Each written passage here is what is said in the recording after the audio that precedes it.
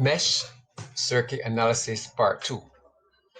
In this video, we are going to look at creating the equation for the right-hand side of the circuit.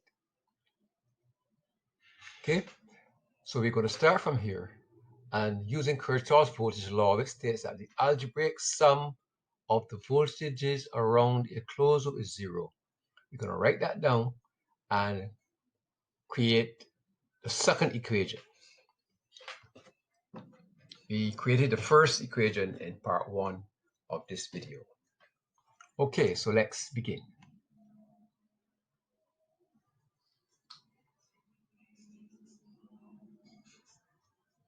Plus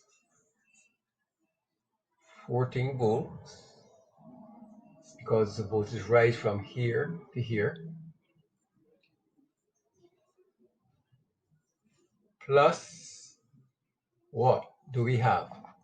We have a voltage fall from here up to here across R2. So we write negative 6I2. That's the voltage. 6 ohms times the current I2. Then we want to write the expression for the voltage across R3, which is a voltage drop. So the sum, but it's going to be a negative 4 multiplied by I1 plus I2 equals 0. So we have written down the expression for the right-hand side of the circuit in the form of the Kirchhoff's voltage law that says that the algebraic sum of the voltages around a closed loop is 0. Plus 14 plus negative 6I2 plus negative 4I1 plus I2 equals 0. Okay, let's complete the maths now. So we get 14 minus 6I2 minus 4I1 minus 4I2 equals 0, which gives us 14 minus 4I1, and then we add the negative I2s together,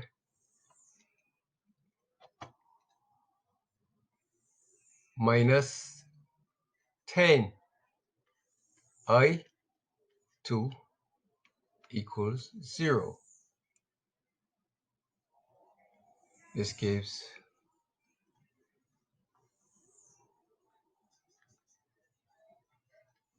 14 is equals to, bring the minus 4I1 and minus 10I2 over on the right hand side. That gives plus 4I1 plus 10I2. And so we can write in the standard form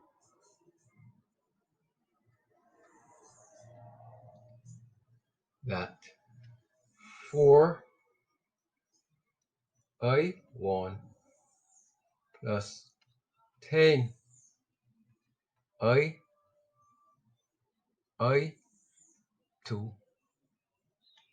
equals 14. And that would give us our equation 2. So from video number 1,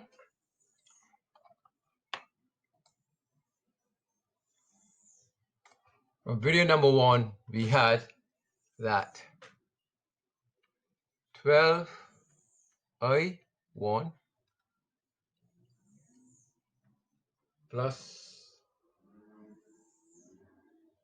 4i2 equals 12. And that was our equation 1. So we have 12i1 plus 4i2 equals 12. That's the equation for the left-hand side. And 4i1 plus 10i2 equals 14. That's the equation for the right-hand side. All we have to do now is to solve these two equations simultaneously, and we will get results for I1 and I2. Okay, so that's the end of this video. In the third video, we shall do the complete solution.